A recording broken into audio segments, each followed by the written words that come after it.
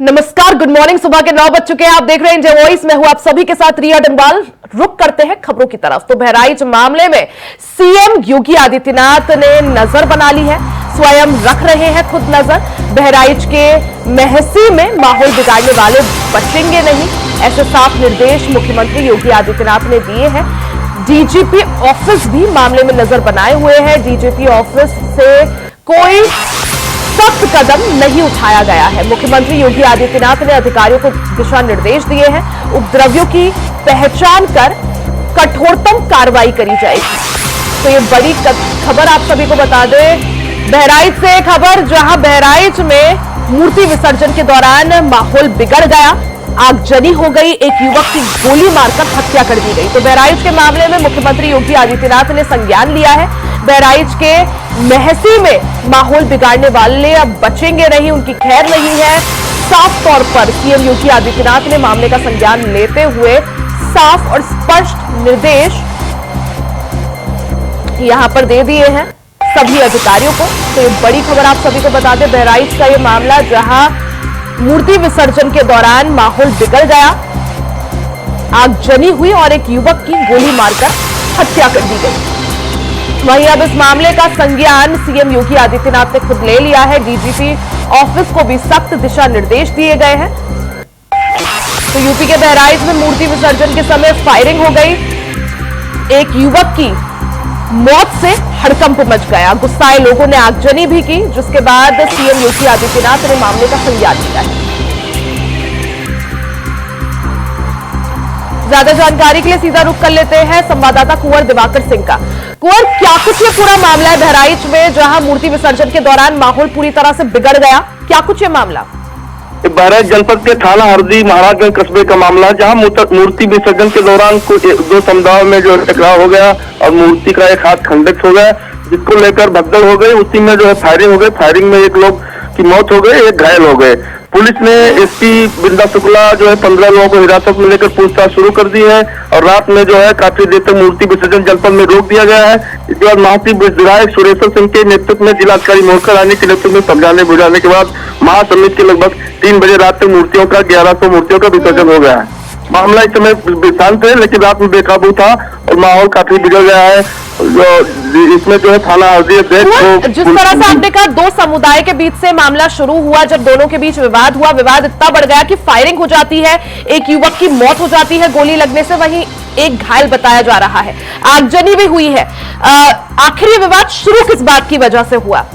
ये मूर्ति trail tractor में मूर्ति ले जा रहे थे, छोटी संख्या में लोग थे, 10-15 लोग थे और जो है वहां पर एक गली से पथराव शुरू हुआ। पथराव शुरू होने के बाद दूसरे समुदाय लोग खदेड़े, उसी में जो है एक लोगों को पकड़ लेकर घर के अंदर मारे पीटे, उसी में दूसरे लोगों ने निकाल कर जो है असलहे से फायरिंग कर दिया, जैसे 12 राउंड फायर किया और उसकी तत्काल मौत हो गई, अस्पताल लगते मौत हो गई, दूसरा घायल हो गया। क्योंकि मुख्यमंत्री योगी आदित्यनाथ ने स्वतः इस मामले का संज्ञान लिया है, अधिकारियों को स्पष्ट दिशा निर्देश दिए गए हैं।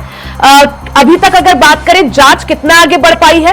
कौन कौन अभी कानून की हिरासत में, यानी पुलिस की हिरासत में कौन कौन लोग हैं? क्या गिरफ्तारियां भी हुई है इस मामले में अभी तक? 15 लोग हिरासत में लिए गए हैं, जिसमें गोली चलाने वाला भी हिरासत में है और मौके पर एडीजी, डीआईजी, कमिश्नर, जिलाधिकारी, पुलिस अधीक्षक सब है। रात में कई जगह आगजनी की भी सूचना है, काफी दुकानें फूंक दी गई, तोड़ फोड़ भी हुआ है, माहौल तनावपूर्ण बना हुआ है, लेकिन स्थिति नियंत्रण में है और इसमें लापरवाही बरतने के आरोप में तत्काल थाना अध्यक्ष हरदी, महासी चौकी इंचार्ज, अन्य पुलिस कर्मियों को सस्पेंड कर दिया गया है। बाकी मुख्यमंत्री और डीजीपी भी नजर रखे हुए हैं। स्थिति तनावपूर्ण है लेकिन शांत है। जी, अभी की स्थिति की बात करें तो अभी, क्योंकि दो समुदाय से जुड़ा ये पूरा मामला है, ऐसे में अभी स्थिति क्या कुछ है? महासमिति के समझाने बुझाने के बाद रात में मूर्तियों का विसर्जन हो गया, इसलिए स्थिति जो है सामान्य बनी हुई है, लेकिन अभी रात में काफी तनाव था, काफी। ठीक है, यानी अभी माहौल बिल्कुल ठीक है, कानून व्यवस्था पूरी तरह से वहां पर चल रही है। कुंवर दिवाकर, अगर बात करें जिस तरह से सीएम योगी आदित्यनाथ ने भी पूरे मामले का संज्ञान लिया, विपक्ष इस मामले को फिर से एक बार मुद्दा बनाने की कोशिश करेगा कानून व्यवस्था को लेकर, वहीं सीएम ने जो है साफ और स्पष्ट दिशा निर्देश यहां पर अधिकारियों को दिए हैं। क्या कुछ निर्देश यहां पर सीएम की तरफ से? सीएम ने निर्देश दिया है कि किसी उपद्रवियों की पहचान, कठोरतम कार्रवाई की जाएगी, लापरवाही बरतने वालों पर कड़ी कार्रवाई की जाएगी और हर जो है शख्स की सुरक्षा की गारंटी सीएम खुद ले रहे हैं। डीजीपी संज्ञान में संज्ञान लिए हुए हैं और लापरवाही जो चिन्हित लोगों को कार्रवाई हो जाए, बिगड़नी स्थिति नियंत्रण पाने वाले पर अतिरिक्त पुलिस बल भेज दिया गया है। 32 रेंज की भी पुलिस आई है और जोन की पूरी पुलिस यहाँ लगी हुई है। IG, DIG, commissioner, DM SP खुद मोर्चा संभाले हुए हैं। महासी विधायक भी जो प्रशासन की काफी मदद कर रहे हैं, इससे मामला शांत हुआ। भाजपा के विधायक है, अभी हाल ही में मुख्यमंत्री जी उसी विधानसभा क्षेत्र में आए थे और वही महासी में जो है भेड़िया का जो है मामला चल रहा था, तो वहाँ पीड़ितों से मिले थे और मामला काफी तनावपूर्ण था, लेकिन चूंकि इस समय शांत चल रहा है, आगे की स्थिति जैसा होगा वैसा बताएंगे जी। बिल्कुल, यानी जिस तरह से बहराइच में मूर्ति विसर्जन के दौरान माहौल बिगड़ जाता है, दो समुदाय के बीच झड़प हो जाती है जिसमें एक युवक की मौत भी हो गई। हालांकि सीएम योगी आदित्यनाथ ने मामले का संज्ञान लेकर स्पष्ट और साफ दिशा निर्देश दिए हैं। यहां पर गिरफ्तारियां भी हुई है। कुंवर दिवाकर, आप नजर बनाए रखें। बहुत बहुत शुक्रिया जानकारी के लिए।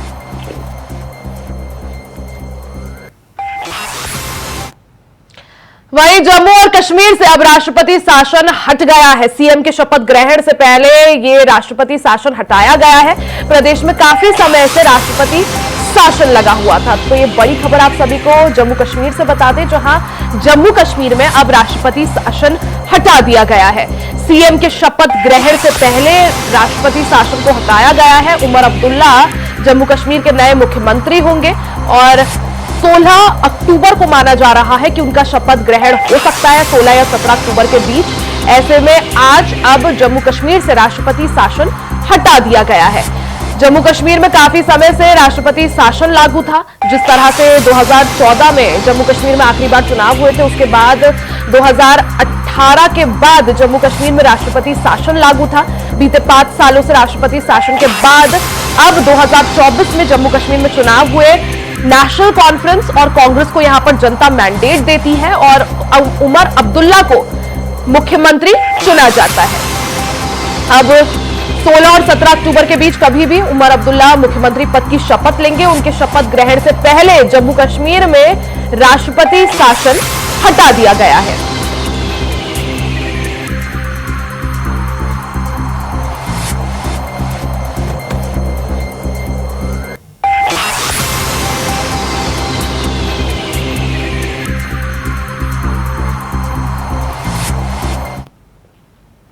वही अब बात यूपी उपचुनाव की कर लेते हैं। यूपी उपचुनाव से जुड़ी बड़ी खबर, 10 में से 9 सीटों पर भारतीय जनता पार्टी लड़ेगी।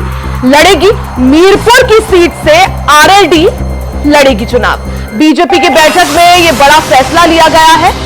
तो बड़ी खबर आपको उत्तर प्रदेश उपचुनाव से लेकर बता दें कि 10 सीटों पर यूपी में उपचुनाव होना है। ऐसे में 10 में से 9 सीटों पर भारतीय जनता पार्टी पूरे दमखम के साथ चुनावी मैदान में उतरेगी। वहीं 9 में से जो 10 में से एक सीट है वो बीजेपी ने अपने सहयोगी दल आरएलडी को दे दी है।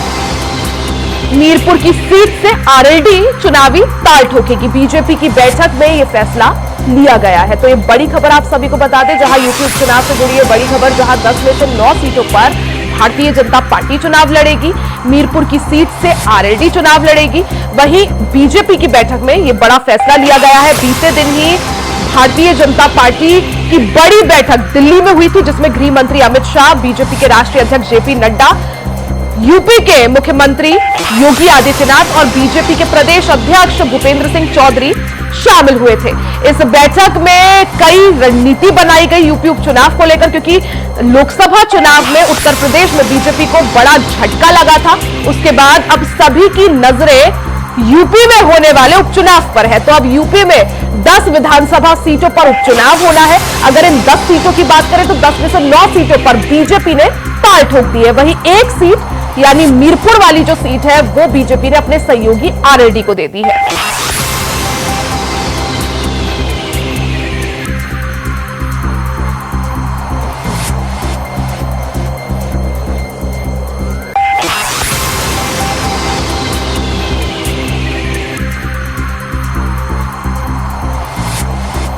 भारतीय जनता पार्टी की बीते दिन दिल्ली में बड़ी बैठक हुई थी, जिसमें यूपी उपचुनाव को लेकर रणनीति बनाई गई थी। इस बैठक में गृह मंत्री अमित शाह, बीजेपी के राष्ट्रीय अध्यक्ष जेपी नड्डा, सूबे के मुख्यमंत्री योगी आदित्यनाथ और बीजेपी के प्रदेश अध्यक्ष भूपेंद्र सिंह चौधरी शामिल हुए थे।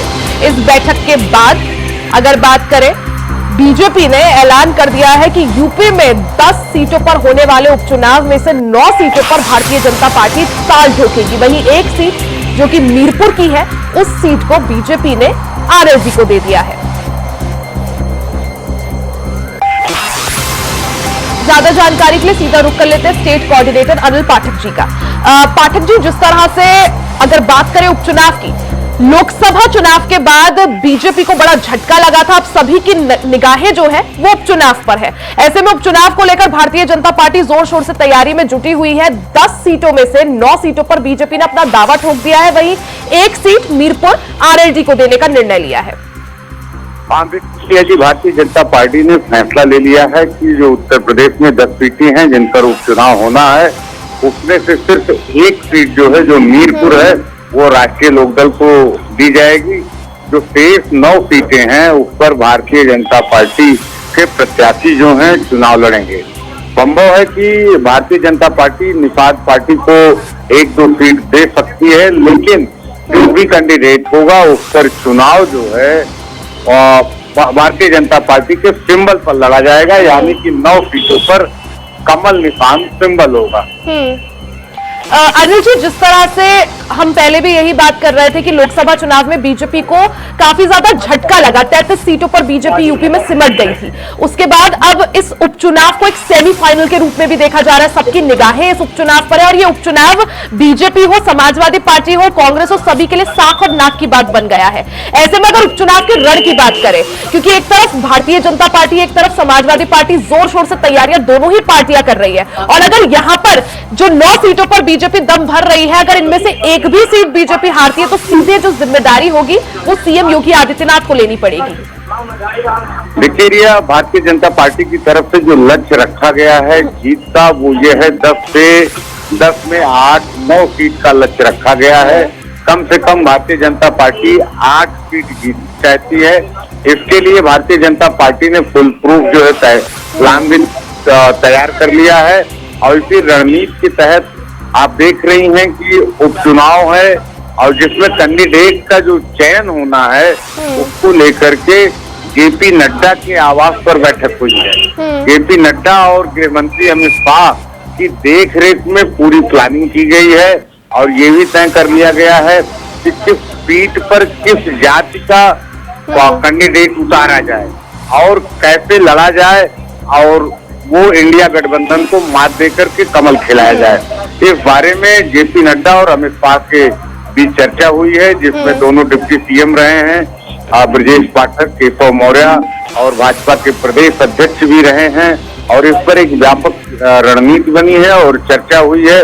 उसके बाद ये फैसला आया है कि उत्तर प्रदेश की 10 सीटों में 9 पर कमल के निशान पर चुनाव लड़ा जाएगा। अनिल जी, क्योंकि पार्टी किसको टिकट देती है ये भी काफी ज्यादा महत्वपूर्ण हो जाता है, और इसका सबसे बड़ा उदाहरण हमने लोकसभा चुनाव में देखा है कि कई सारे बड़े और दिग्गज चेहरे चुनाव हार गए। यानी कैंडिडेट कौन होता है, किसको आप लड़ाते हैं, वो भी काफी ज्यादा महत्वपूर्ण। तो यहाँ पर किस रणनीति के तहत आगे बढ़ा जाएगा? क्योंकि पिछली बार हमने देखा तो स्थानीय जो नेता थे उनमें थोड़ी बहुत नाराजगी थी कैंडिडेट्स को लेकर। अब की बार क्या स्थानीय नेताओं को साथ लेकर, जनता को साथ लेकर आगे बढ़ा जाएगा? क्या कुछ रणनीति बीजेपी की अब की बार? रिया, जिस तरह से लोकसभा चुनाव में इंडिया गठबंधन को सफलता मिली है, उसको देखते हुए भारतीय जनता पार्टी ने भी अपनी रणनीति बनाई है। जो लोकल लेवल पर जो सामंजस्य का अभाव रहा है उसको भी दूर करने की कोशिश की है। साथ में जो पिछड़ा वर्ग का जो वोट बैंक है, जिसमें बिखराव के कारण जो है भारतीय जनता पार्टी को लोकसभा चुनाव में करारा झटका लगा था, उससे सबक लेते हुए भारतीय जनता पार्टी ने इस बार उत्तर प्रदेश की कई सीटों पर पिछड़े चेहरे को दांव लगाने का मन बनाया है। इसमें कटेहरी है, मझुआ है, इस तरह की तमाम सीटें हैं जहां पर पपा का जो पीडीए फार्मूला है उसका रंग हल्का करने के लिए भारतीय जनता पार्टी भी पिछड़े वर्ग के उम्मीदवारों पर दांव लगा सकती है। अनिल जी, जिस तरह से एक तरफ भारतीय जनता पार्टी, दूसरी तरफ समाजवादी पार्टी जो कि अब की बार काफी ज्यादा मजबूत स्थिति में है, कॉन्फिडेंट है, कांग्रेस भी इस रण में है, साथ ही दूसरी तरफ बसपा, जो कभी भी उपचुनाव नहीं लड़ती थी, अब की बार बसपा भी उपचुनाव के रण में है, सीटों पर कैंडिडेट उतारने की बात सामने आई है। अब अगर बात करें अनिल जी, जिस तरह से बहुजन समाज पार्टी, कई बार हम देखते हैं कि चाहे वो जीते ना जीते, लेकिन वो वोट कटर काफी ज्यादा साबित होती है। तो क्या लग रहा है बसपा के उपचुनाव के रण में उतरने से बीजेपी और समाजवादी पार्टी किसके लिए यहां पर मुश्किलें बढ़ते हुए या घटते हुए? देखिए रिया, बहुजन समाज पार्टी ने अब साफ कर दिया है कि अब जो है बहुजन समाज पार्टी किसी भी लोकल दल से, क्षेत्रीय दल से गठबंधन नहीं करेगी और भाजपा और कांग्रेस से भी उतनी ही दूरी रखेगी। मकसद साफ है बसपा का कि अकेले चुनाव मैदान में उतरेगी और ये नुकसान भी कर सकती है, कहीं समाजवादी पार्टी को तो कहीं भारतीय जनता पार्टी को। जिस तरह से अभी जो पहला मामला समझ में आ रहा है वो करहल सीट है, समाजवादी पार्टी ने यहाँ पर तेज प्रताप को प्रत्याशी बनाया है। यहाँ पर बहुजन समाज पार्टी जो है वो रणनीति तय कर रही है, इस तरह की रणनीति तय कर रही है कि वो मजबूती से चुनाव लड़े और अगर जीत ना भी पाए लेकिन विरोधियों का खेल बिगाड़ दे, तो इस तरह की रणनीति चल रही है बहुजन समाज पार्टी की। बिल्कुल, यानी पूरी तरह से उपचुनाव को देखते हुए हलचल तेज है। भारतीय जनता पार्टी ने 9 सीटों पर चुनाव लड़ने का ऐलान कर दिया। हालांकि क्या कुछ समीकरण बनते हैं और बिगड़ते हैं वो देखना बेहद अहम होगा, और किसके पक्ष में चुनाव जाता है, किसके लिए ये चुनाव महत्वपूर्ण होता है। अनिल जी, बहुत बहुत शुक्रिया जानकारी के लिए।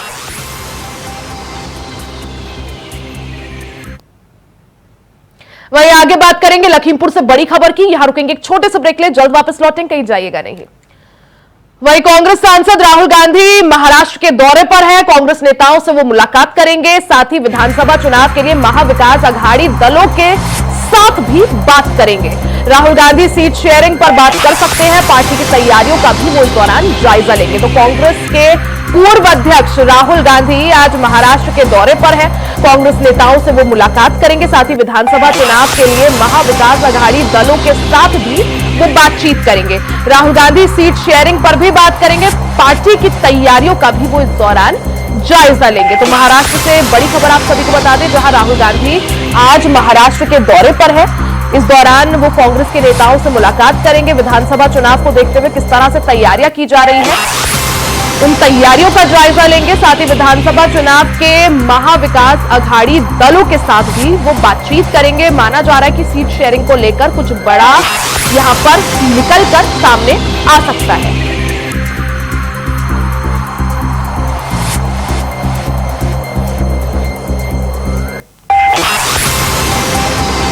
तो कांग्रेस नेता राहुल गांधी महाराष्ट्र के दौरे पर है। इस दौरान वो विधानसभा चुनाव की तैयारियों का जायजा लेंगे, पार्टी स्तर पर किस तरह से तैयारियां हो रही हैं, स्थानीय नेता और शीर्ष नेता किस तरह से तैयारियां कर रहे हैं, इसका जायजा लेंगे।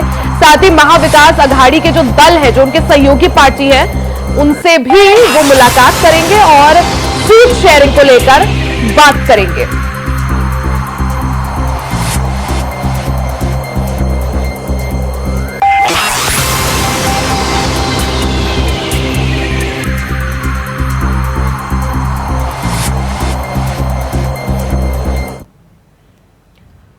वहीं एयर इंडिया की फ्लाइट में बम की खबर सामने आई। मुंबई से न्यूयॉर्क जा रही थी फ्लाइट। दिल्ली आईजीआई एयरपोर्ट पर विमान को रोका गया है। विमान की सघन चेकिंग की जा रही है। तो ये बड़ी खबर आपको दिल्ली से बता दें, जहां एयर इंडिया की फ्लाइट में बम की खबर सामने आई थी, जिसके बाद मुंबई से न्यूयॉर्क जा रही फ्लाइट को बीच में ही राजधानी दिल्ली में रोका गया।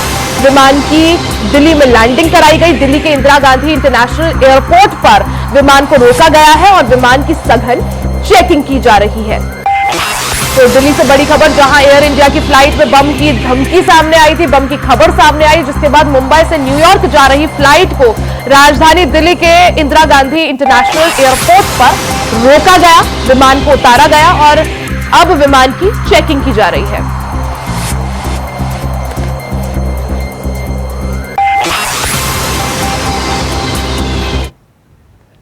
वहीं कांग्रेस अध्यक्ष मल्लिकार्जुन खड़गे पर पलटवार करते हुए बीजेपी के राष्ट्रीय अध्यक्ष और केंद्रीय मंत्री जेपी नड्डा ने कहा कि लगातार मिल रही हार की हताश और निराशा में कांग्रेस अध्यक्ष मल्लिकार्जुन खड़गे वैचारिक दिवालियापन का शिकार हो गए हैं।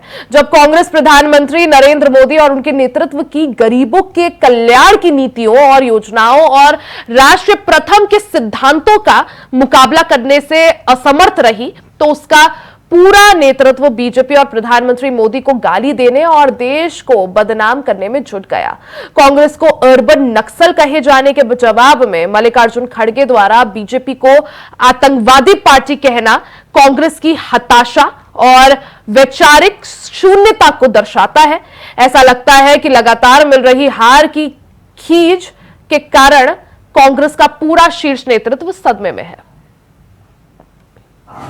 हार पर हार की हताशा और निराशा में कांग्रेस अध्यक्ष मल्लिकार्जुन खड़गे जी वैचारिक दिवालियापन, आइडियोलॉजिकल बैंकरप्सी के शिकार होते चले जा रहे हैं। जब जमीन पर कांग्रेस आदरणीय प्रधानमंत्री श्री नरेंद्र मोदी जी के और उनके नेतृत्व में जो जन कल्याण, गरीब कल्याण नीतियों, योजनाओं और राष्ट्र प्रथम के सिद्धांत का मुकाबला नहीं कर पा रही है, तो उसका पूरा शीर्षस्थ नेतृत्व भाजपा और प्रधानमंत्री मोदी जी को गाली देने के साथ साथ देश को बदनाम करने में लग गया है। कांग्रेस के अर्बन नक्सल्स होने के जवाब में मल्लिकार्जुन खड़गे जी का कल ही जो भाजपा को आतंकी कहने का बयान आया, कांग्रेस की इसी हताशा और वैचारिक शून्यता को दर्शाता है। ऐसा प्रतीत होता है कि कांग्रेस लगातार हार की खींच से उनका पूरा टॉप लीडरशिप सदमे में है। कांग्रेस अध्यक्ष खड़गे जी का बयान न केवल हास्यास्पद है, बल्कि कांग्रेस के चरित्र का चित्रण करने में भी वह दिखता है। देश की जनता सब जानती है और ऐसा लगता है कि अब कांग्रेस पर लगे Naxals, terrorist, anti India forces के समर्थन वाले लेबल का स्कैन करने का समय आ गया है। कांग्रेस बताए संसद पर हमला करने वाले दोषी आतंकी अफजल गुरु की फांसी को रुकवाने के लिए आधी रात को सुप्रीम कोर्ट के दरवाजे किस किसने खटखटाए थे। कांग्रेस बताए बाटला हाउस एनकाउंटर में हुई आतंकियों की मौत पर कौन फूट फूट कर रोया था। कांग्रेस बताए आतंकी अफजल गुरु की बरसी पर जेएनयू में भारत होंगे तेरे टुकड़े टुकड़े, इंशाअल्लाह इंशाअल्लाह, और अफजल हम शर्मिंदा हैं, तेरे कातिल जिंदा हैं कि नारे लगाने वाले कार्यक्रम में खड़े होकर किसने समर्थन दिया था। कांग्रेस बताए सैफरन टेररिज्म का शिगुफा किस पार्टी की सरकार ने गृह मंत्रियों की और किस पार्टी की सरकार के गृह मंत्री ने छेड़ा था। कांग्रेस बताए सर्जिकल स्ट्राइक और एयर स्ट्राइक पर सवाल किसने उठाए थे, किसने प्रमाण मांगे थे। कांग्रेस बताए किसने अमेरिका के राजदूत से कहा था कि इस देश को आतंकियों से ज्यादा खतरा हिंदुओं से है। कांग्रेस बताए नक्सलियों को शहीद और क्रांतिकारी किस पार्टी के नेता कहते हैं। कांग्रेस बताए नक्सलियों का हमदर्द और भारत विरोधी साजिशों का मास्टरमाइंड जॉर्ज सोरोस से उनका क्या कनेक्शन है। कांग्रेस बताए भारत विरोध की आग में अंधे इल्हान उमर जैसे लोगों को विदेश जाकर कौन मिलता है। कांग्रेस बताए कि प्रधानमंत्री मोदी जी के हत्या की साजिश रचने वाले अर्बन नक्सलियों के समर्थन में कौन खड़ा हुआ था। कांग्रेस बताए प्रतिबंधित आतंकी संगठन और हाफिज सईद और पन्नू जैसे आतंकी कांग्रेस का खुला समर्थन क्यों करते हैं, क्या हमदर्दी है उनको। कांग्रेस बताए हर दिन भारत के खिलाफ साजिशें रचने वाला पाकिस्तान कांग्रेस का हमदर्द कैसे है। कांग्रेस बताए जब डोकलाम में हमारे सैनिक अपनी सीमा की रक्षा के लिए जुटे हुए थे तो आधी रात को चीनी दूतावास में कौन गया था, कौन वहां चीनी दूतावास में वार्तालाप कर रहा था, कौन वहां गलबाइयां कर रहा था। कांग्रेस बताए उसने चीन की सत्ताधारी पार्टी से एमओयू साइन क्यों किया और वो एमओयू क्या है, वो देश को के लिए कितना घातक है, इस देश को कौन बताएगा। कांग्रेस बताए किस पार्टी के नेताओं ने पाकिस्तान से मोदी को हटाने की मदद मांगी थी?